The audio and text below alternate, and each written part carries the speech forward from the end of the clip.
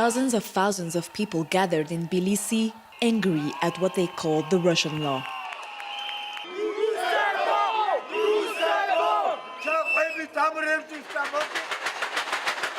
Demonstrators shake the parliament's gate. The police respond immediately.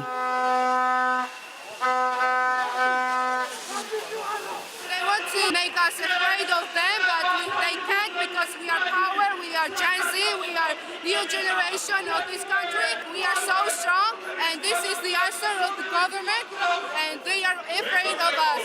This is the answer. Without any warning, the police sprayed tear gas. Some are choking, but protesters came prepared and help each other. The mobilization is unplanned, without any clear leaders, peacefully marching to say no to the foreign agent law, pushed by the ruling party Georgian Dream, led by the oligarch Bidzina Ivanishvili. The draft is very similar to a 2012 Russian law. NGOs and independent media who receive more than 20% of their budget from abroad will have to register as organizations carrying the interests of a foreign power. The government says it will protect Georgia against external interference. It will also allow them to have more control on independent organizations. For Christo and Bejo, political activists since 2003, their future is now at stake. The youth turnout makes Christo think this movement is unstoppable. Dozens of thousands of Georgians gather on Europe Square.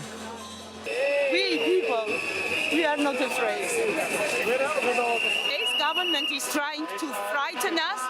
They are calling us on our private phones. They are frightening us. They are telling us that they will kill our children. They will rape our children. They will rape us. They were beating up people in the streets. They were arresting people for nothing. And this is the answer. This is the answer that finish no Russian regime anymore in Georgia.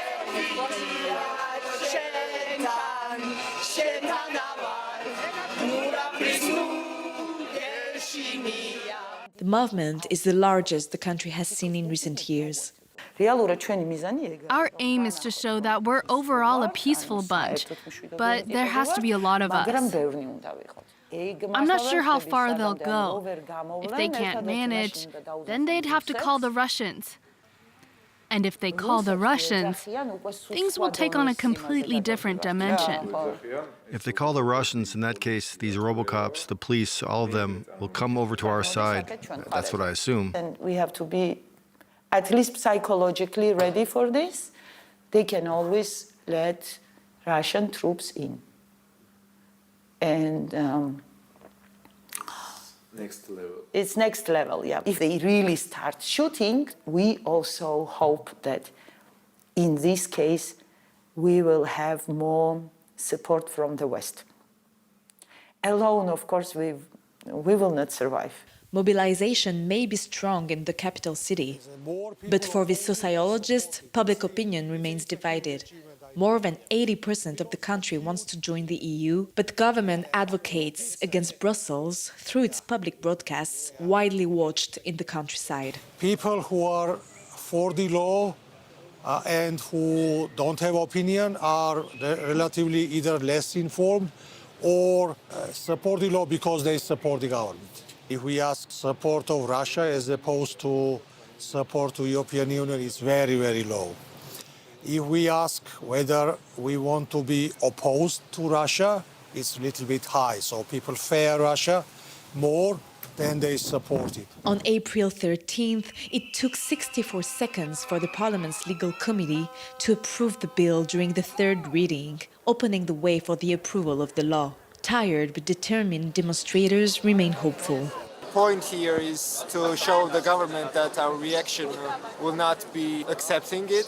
They will pay for dragging us into Russia. Protests are for like 1 month and we are not even tired. We are here to protest this law and we will keep going to the European future of Georgia. Georgia has not seen a movement of this scale since the fall of the Soviet Union in 1991.